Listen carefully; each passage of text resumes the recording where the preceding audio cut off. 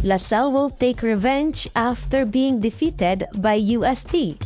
Na-choke nga ito sa Oste which make them more dangerous sa mga susunod itong mga laban. While on the other side, Ateneo susubukan naman itong kupunin ang momentum on their side after winning sa UP. LaSalle unless spike sa Ateneo.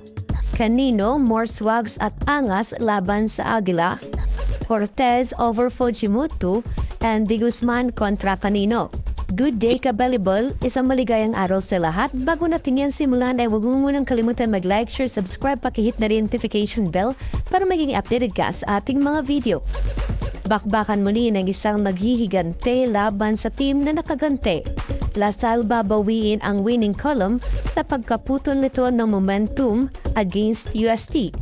Papaulan niya sina Kanino, Gagati at Lapot ng kanilang mga spikes. Especially this will be their time para may pakita na di pa rin sila basta-basta matatalo.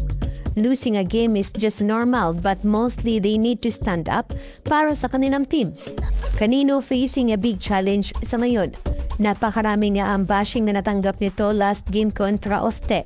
Kaya't di pa rin natin sure kung naka-apekto ba ito sa kanya na maaaring maapektuhan rin ang kanyang mga laro. Sa huling laban nga ni Lapot at Gagate sa UST ay medyo naging matamlay nga ang mga atapan nito at naparami rin ang kanilang mga errors kaya't isa nga ito sa kailangan nilang iwasan. Dahil ang Ateneo nga sa ngayon ay pwedeng mangulam dahil sa kanilang napakatibay na floor defense. Speaking of Ateneo, magiging double and triple effort nga ang kailangan nito upang makuha ang spotlight at momentum sa LaSalle. They need to activate more on their middles and combination plays dahil dito nga sila kinukulang. And ang kanilang mga receive, sila nga ang pinakakulilat in terms of reception. Tanging si Deromal nga at De Guzman nga lang maasahan pag-receive ng bola. Knowing LaSalle is the best server of the league kaya't dito pa lang ay may hirapan na talaga ang Ateneo. Pero who knows, di ba? Kung nagawa nga nilang pakabayin ng NU at UE, ay baka kayan din nilang gawin ito sa LaSalle. De Guzman will be the main gunner ng Ateneo together with Buena.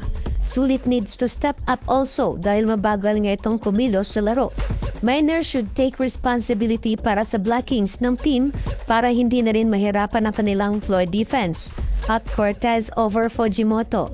Mas may blocking reach nga itong si Cortez kesa kay Tax dahil madali nga lang padaanan ng bola si Fujimoto, especially pag si Kanino ang kaharap nito. But for now, LaSalle has the advantage kaya't for sure ay mahirapan nga sa kanila ang mga Aguila. Mga ka-volleyball, kaya bang machoke ng Ateneo ang LaSalle gaya na ginawa ng Oste sa kanila? Magiging katakot-takot na ba ang LaSalle sa muli nitong pagbabalik? Huwag kalimutan mag-like, share, subscribe at mag-leave ng comment. I-hit mo rin notification bell para mag-update ka sa ating mga video.